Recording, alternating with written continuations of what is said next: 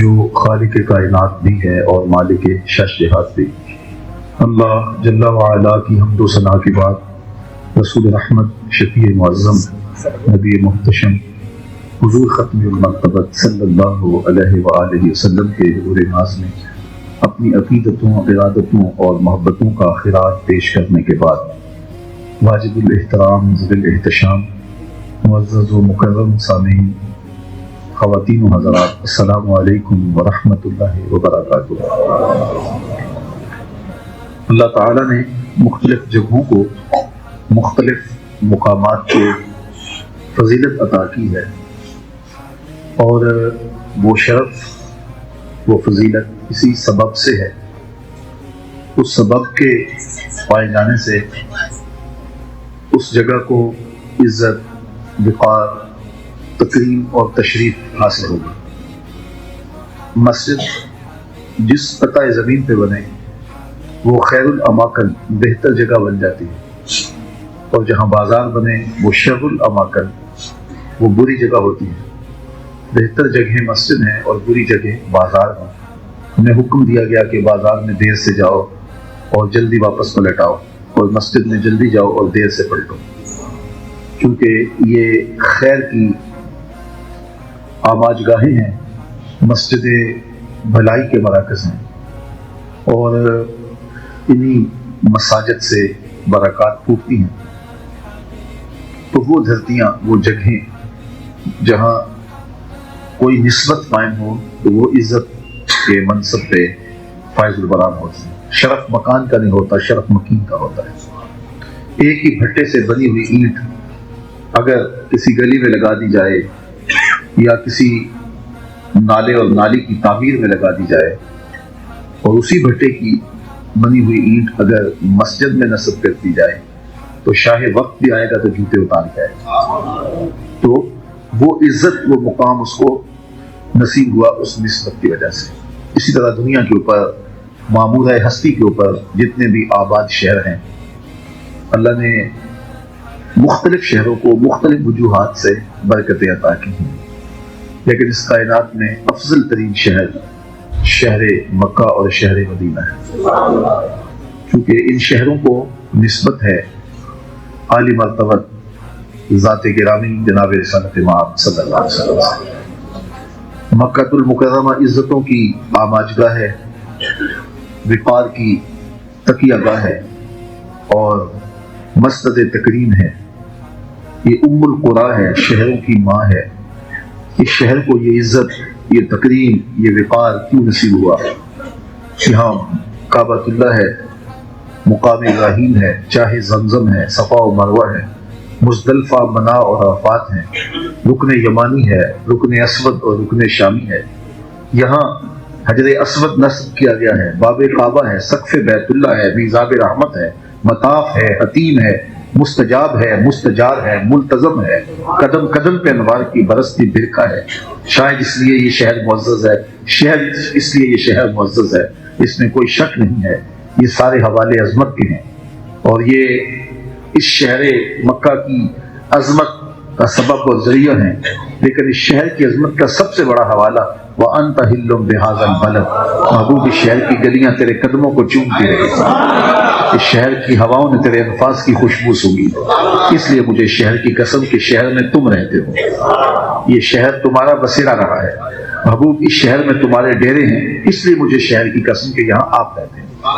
تو شہر مکہ کی قسم کی، اور شہر مکہ عزتوں کا بہت بڑا غرق ہوا۔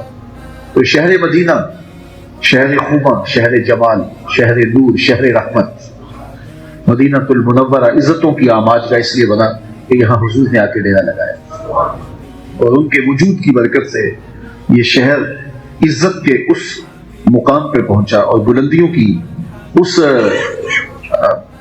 کی اس معراج کو پہنچا کہ دنیا کا کوئی شہر اس کی عظمتوں کو چھو نہیں سکتا۔ اس لیے کہ اس شہر کو نسبت ہے رسول کریم صلی اللہ علیہ وسلم سے۔ اس کو شہر حبیب کہا جاتا ہے، اس کو بلد الرسول کہا جاتا ہے۔ یہ حضور کا شہر ہے۔ اس شہر کی مٹی میں حضور علیہ الصلوۃ والسلام کے انفاس کی خوشبو بسی ہے، اور یہاں حضور نے اپنی مستقل رہائش رکھی۔ 8 ہجری میں مکہ فتح ہو گیا، اور حضور فتح مکہ کے بعد واپس مکے پلٹ جاتے ہیں، مکہ سے ہجرت کر کے کچھ اسباب کی وجہ سے حضور وہاں سے آئے تھے، ورنہ جب حضور شہر مکہ کو چھوڑ رہے تھے تو حضور پہلے کعبۃ اللہ کے پاس آئے اور کہا اے کعبہ تیری بڑی عظمت ہے اور میں کبھی بھی اس شہر کو نہ چھوڑتا اگر ان لوگوں نے جو ہے وہ یہ حالات نہ پیدا کر دیے ہوتے۔ تو شہر مکہ کو چھوڑنے کو کس کا جی چاہے؟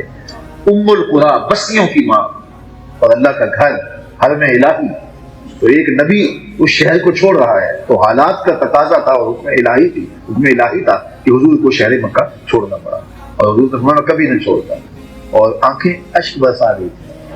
8 سال کے بعد مکہ فتح ہو گیا تو حضور واپس پلٹ کے مکے آ جاتے کہ وہ رکاوٹیں ختم ہو گئی، بت توڑ دیے گئے، کعبۃ اللہ کی چھت پہ اذان کی آواز گونج رہی ہے، بلال حبشی صدائے دل نواز دے رہے ہیں، حضور واپس مکے آ جاتے، لیکن حضور مدینے والوں کا دل نہیں توڑنا چاہتے۔ اس اوکھے ویلے انہوں نے جس طرح ساتھ دیا اور جس طرح انہوں نے محبتیں دی، جب حضور بیعت عقبہ کے موقع پہ آئے نا، یہاں بیعت عقبہ کے موقع پہ جب مدینے سے کچھ لوگ آئے، اور وہ آپ پڑھتے ہیں تاریخ میں 2 بیعتیں ہوئی جو مدینہ کے لوگوں نے حضور سے کی، بیعت عقبہ اولا، بیعت عقبہ ثانیہ۔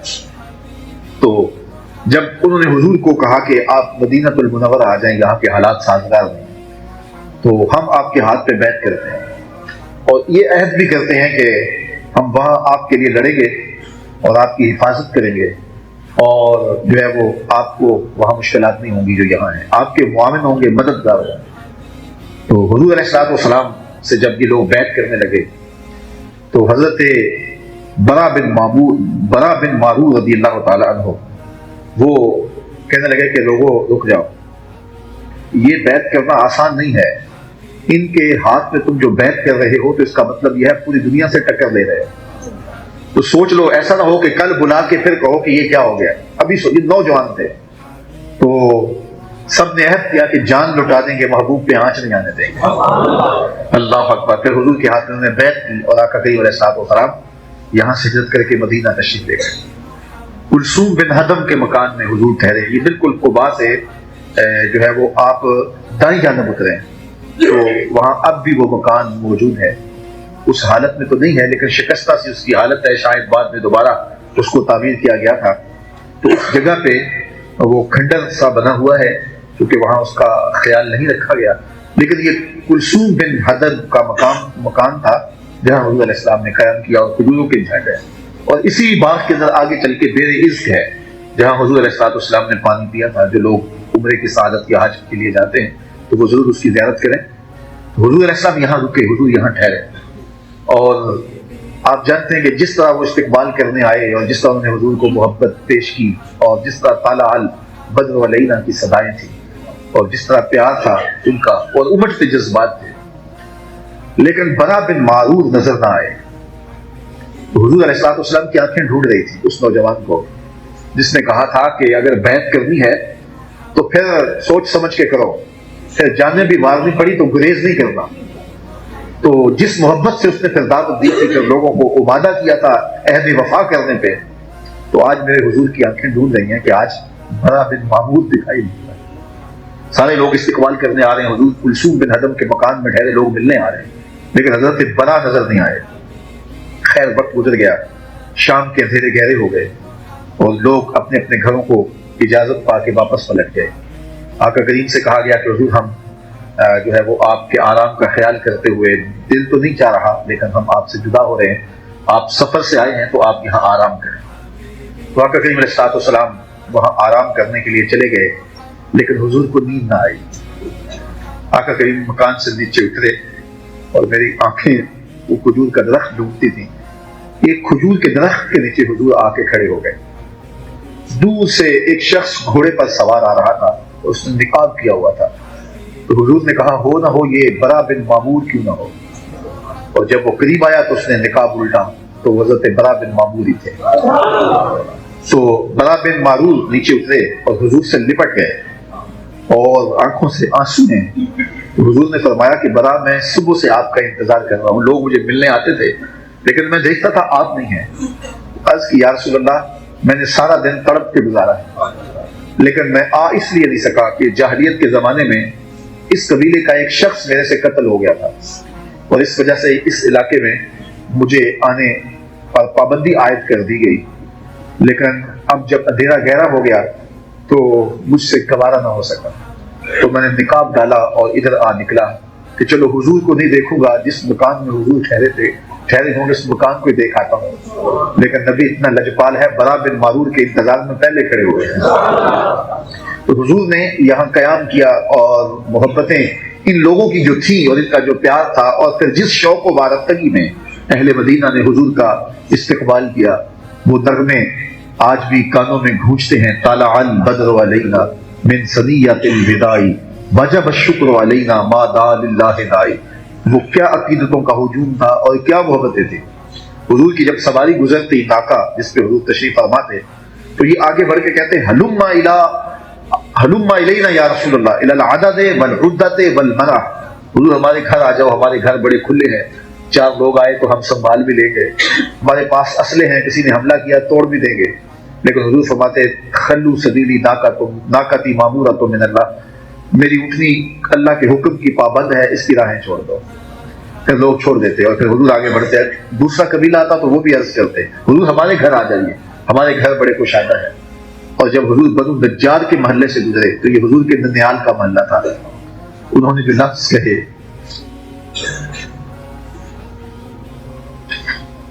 کتنی اپنائیت ہے ان لفظوں میں اور کیا پیار چھلکتا ہے ان لفظوں میں۔ ذرا آپ بھی لفظوں کی لذت لیجئے۔ سبل الہدا والرشاد کے اندر امام صالحی نے اللہ کی قبر پہ رحمت نازل کرے، انہوں نے وہ لفظ نقل کیے کہ جو حضور کے ننیال کے لوگوں نے حضور کی خدمت میں عرض کیے، ہلم الی اخوالک یا رسول اللہ الی العدد والعدۃ والمنع۔ کہنے لگے حضور ادھر تو آ جاؤ، یہ تو آپ کے ماموں کے گھر ہے، یہ تو آپ کے ننیال کا محلہ ہے۔ لیکن حضور نے اونٹنی کی مہار اس کی گردن پہ ڈال دیا، کہا خلو سبیلی، میری راہیں چھوڑ دو، ناقتی مامورۃ من اللہ، میری اونٹنی اللہ کے حکم کی پابند ہے۔ پھر کیا ہوا کہ سہل اور سہیل 2 یتیم بچوں کی جگہ تھی اور خالی پڑی ہوئی تھی، اور اہل مدینہ یہاں کھجوریں خشک کر کے چھوہارے بنایا کرتے تھے۔ اونٹنی جا کے وہاں ٹھہر گئی، اونٹنی کو اٹھایا گیا تو پھر رک گئی، پھر اٹھایا گیا تو پھر بیٹھ گئے۔ قریب ترین مکان تھا حضرت ابو ایوب انصاری کا۔ وہ اٹھے اور حضور کی سواری سے سامان اتارنے لگے اور عرض گزار ہوئے، حضور اٹھنے کو اب تو نہ اٹھائیے، اب تو میرے بخت جاگ پڑے ہیں۔ تو خوش قسمت وہ لوگ جنہوں نے حضور علیہ السلام کے میزبان ہونے کا شرف پایا، اور پھر ان کے گھر میں حضور علیہ السلام کا قیام رہا۔ کلثوم بن ہدم ہوں، حضرت ابو ایوب انصاری ہوں، یا دیگر انصار مدینہ، اللہ ان پر بے پناہ رحمت نازل کرے۔ تو فتح مکہ جب ہو گیا 8 ہجری کو، تو حضور واپس تشریف لے جاتے مکہ المکرمہ میں۔ میاں جس وجہ سے میں آیا تھا وہ وجہ ہٹ گئی ہے، اب مکہ فتح ہو گیا ہے تو میں واپس جاتا ہوں۔ لیکن نہیں، حضور علیہ السلام رک گئے، اور آقا کریم علیہ السلام نے ہمیشہ اس شہر کے ساتھ وفا کا جو ربط و رشتہ تھا وہ نبھایا، حتیٰ کہ حضور کی تربت دور اور حضور کی قبر انور بھی اس شہر منور میں بنی، اور قیامت تک کے لیے حضور نے آنے والوں کو یہ سبق وفا کا اور محبتوں کا دیا کہ جس مٹی سے وفا کرتے ہیں پھر وفا کا حق ادا کرتے ہیں۔ تو یہ شہر اب عزتوں کا وہ ظرف قرار پایا اور وہ مقام رفیع بنا کہ علماء فرماتے ہیں کہ کائنات میں سب سے افضل کوئی شہر ہے تو وہ شہر مدینہ ہے۔ علماء کے مابین اس بات میں اختلاف پیدا ہے کہ مکہ المکرمہ افضل ہے یا مدینہ النبی افضل ہے، یہ ایک علمی اختلاف ہے۔ بعض نے کہا کہ مکہ افضل، بعض نے کہا مدینہ افضل، دونوں جانب سے دلائل موجود ہیں۔ لیکن شیخ عبدالحق محدث دہلوی فرماتے ہیں جب حضور مکے میں تھے تو مکہ افضل تھا، جب مدینے میں آ گئے تو مدینہ افضل ہو گیا۔ جدھر جدھر سے وہ گزرتے رہے مجد و شرف بھی پیچھے پیچھے رہا۔ اللہ اکبر۔ تو عزتوں کی آماج گاہ بنا اور برکتوں کی آماج گاہ بنا، اور یہ وہ شہر نور ہے جس میں 70,000 فرشتے صبح کو حاضر ہوتے ہیں، 70,000 فرشتے شام کو حاضر ہوتے ہیں اور حضور کی بارگاہ میں سلام پیش کرتے ہیں، اور جو ایک بار آتا ہے پھر قیامت تک اس کو آنے کا موقع نصیب نہیں ہوتا۔ یہ تو حضور کے غلام ہیں جو بار بار بلائے جاتے ہیں، ورنہ اس شہر میں جانا یہ خوش نصیب لوگوں کا مقصود ہے۔ اور حضرت امام مالک کا مسلک دیکھیے، امام شافعی، امام احمد بن حنبل اور امام اعظم ابو حنیفہ علیہ الرضوان فرماتے ہیں کہ اگر کوئی شخص حضور کے روضے پہ جائے تو واپس آ کے کہے کہ میں حضور کے روضے سے ہو کے آیا ہوں، اور جا رہا ہوں تو کہے کہ میں حضور علیہ السلام کے روزے پہ حاضری کے لیے جا رہا ہوں۔ لیکن امام مالک امام دار الہجرہ فرماتے ہیں اگر کوئی شخص حضور کے روزے پہ جائے یا حضور کے روزے سے آئے تو یہ نہ کہے کہ میں حضور کے روزے سے آیا ہوں، وہ کہے میں حضور سے مل کے آیا ہوں، میں حضور کو دیکھ کے آیا ہوں، میں حضور کو مل کے آیا ہوں۔ اس لیے کہ حضور فرمایا جس نے میرے وصال کے بعد میری قبر کی زیارت کی وہ ایسے ہے جس طرح اس نے میری زندگی میں میری زیارت کی۔ اور یہ بھی فرمایا جس نے میری قبر کی زیارت کی اللہ اکبر اس کے اوپر میری شفاعت واجب ہو، من زار قبری وجبت لہو شفاعتی، اس کے اوپر میری شفاعت لازم ہو گئی۔ تو اس قبر نور کو دیکھنے سے حضور کی شفاعت کا بندہ حقدار بن جاتا ہے اور اللہ کی خاص رحمتوں سے مالا مال کر دیا جاتا ہے۔ تو یہ شہر نور عقیدتوں کا مرکز ہے، یہاں سائلوں کی جھولی بھرتی ہے۔ اور امام مالک نے کتنا خوبصورت فتویٰ دیا کہ یہ نہ کہو کہ میں روزے کو دیکھ کے آیا ہوں، میں جالیوں کو دیکھا ہے، میں ممبر و محراب اور در کو دیکھ کے آیا ہوں، کہا میں حضور سے مل کے آیا ہوں۔ اور پردہ جو دیوار کا ہے اور جالیوں کا ہے وہ ہمارے لیے ہے، ادھر سے پردہ نہیں ہے، وہ آنے والے کو دیکھ رہے ہیں، اس کی کیفیت قلب کو دیکھ رہے ہیں، کون کس جذبے سے آیا ہے۔ اور اگر جانے والے کی آنکھیں بینا ہوں اور بصیرت کے اجالے اسے نصیب ہوں تو پردہ اس کے لیے بھی نہیں ہوتا، پردے ہٹا دیے جاتے ہیں اور جانے والے کو بارگاہ ناس کے اندر جو ہے وہ پیش کر دیا جاتا ہے۔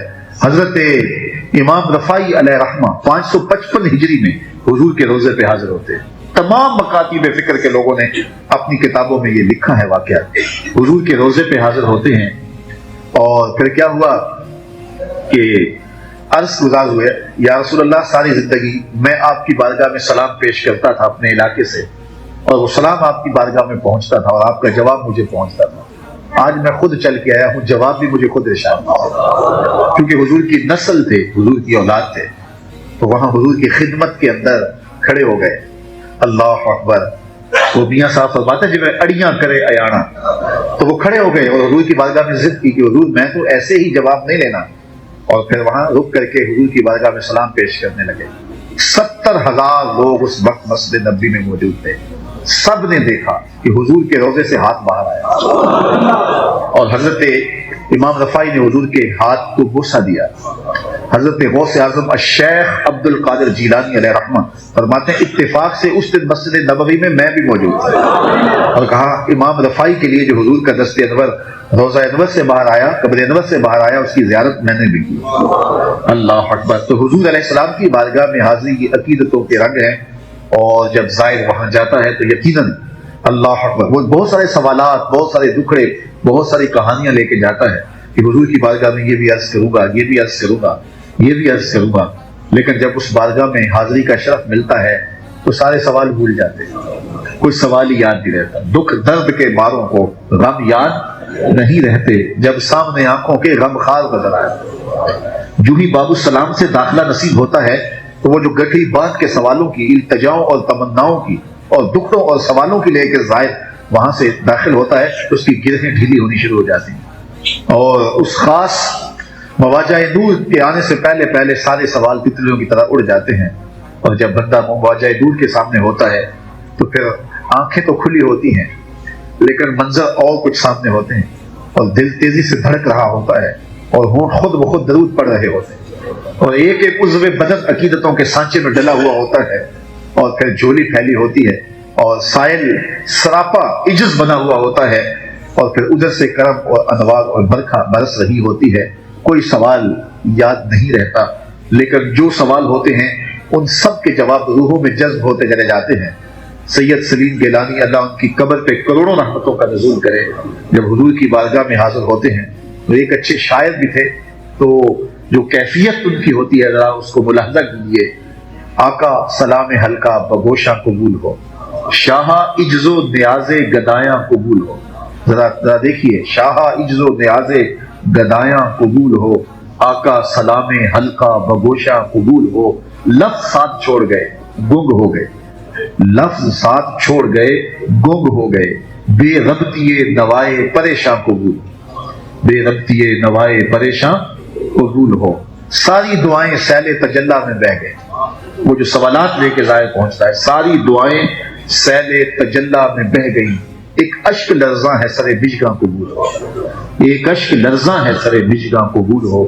پھر ظاہر کو جب اس دہلیز سے، اس چوکھٹ سے خیرات ملتی ہے تو ذرا یہ ملاحظہ کیجیے کہ کس کیفیت کے اندر اس کو بیان کرتے ہیں کہ اتنا کرم تو مجھ سے سمیٹا نہ جائے گا، اتنا کرم تو مجھ سے سمیٹا نہ جائے گا، انفعال تنگی داماں قبول، انفعال تنگی داماں قبول ہو۔ اور ایک زائر اپنی کیفیت کو یوں بھی بیان کرتا ہے، میں تو جھولی ہوں کاسا ہوں کشکول ہوں، میں تو جھولی ہوں کاسا ہوں کشکول ہوں، اور رحمت کا دریا حضور آپ، وہ رحمت کا دریا ہے، اور زائر وہاں کاسا بن کے، کشکول بن کے، جھولی بن کے پھیلا ہوا ہوتا ہے، پھر انوار کی برکھا اس کو سیراب کر دیتی ہے، اور اس در پہ جانے والے کو کوئی کمی نصیب، کوئی کمی باقی نہیں رہتی۔ جب محبوب مل گئے تو پھر کیا باقی رہ گیا؟ تو ہر دولت اس کی جھولی میں ڈھیر دی جاتی ہے۔ سعادت مند لوگ ہیں جنہیں اس چوکھٹ کی حاضری نصیب ہوتی ہے۔ با ادب حاضری یہ زندگی کی معراج ہے، اور یہ سعادت مندوں کا نصیب ہے، اور اس اذعان اور اس یقین کے ساتھ کہ وہ مجھے نوازتے ہیں اور میں ان کی چوکھٹ پہ حاضر ہوتا ہوں، تو میں ان سے ملنے جا رہا ہوں، اور ان کی عقیدتوں اور ان کی محبتوں کے پیرائے میں جب زائر وہاں حاضر ہوتا ہے، جب واپس پلٹتا ہے، تو پھر کیفیات کا ایک جہاں اس کے سینے میں آباد ہوتا ہے۔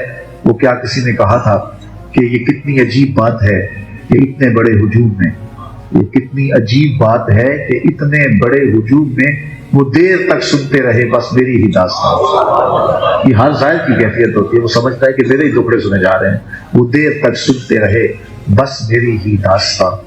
تو وہ داستان درد، وہ کیفیات کا ایک جہان وہاں آباد ہو جاتا ہے، اور زائر اپنے سارے دکھڑے نہ کہنے کے باوجود وہاں حضور کی بارگاہ میں پیش کرتا ہے، تو اس کا بداوا اور دکھوں کا درد بھی جو درما بھی نصیب ہو جاتا ہے، اور پھر جب واپس پلٹتا ہے تو وہ اپنے آپ کو کتنا ہلکا پھلکا محسوس کرتا ہے، اور کتنا بوجھ جو لے کر کے وہاں پہنچتا ہے وہ اس کے وجود سے اتر چکا ہوتا ہے۔ اللہ مجھے آپ کو بار بار اپنے اور اپنے محبوب کے در کی با ادب حاضری نصیب فرمائے، اور اس شہر نور بار بار جانا نصیب ہو۔ زائر جب واپس پلٹتا ہے تو اس کو یہ تسلی سہارا دیتی ہے کہ میں پھر بھی پلٹ کے آؤں گا، ورنہ اس در سے پلٹنا اتنا آسان نہیں ہوتا۔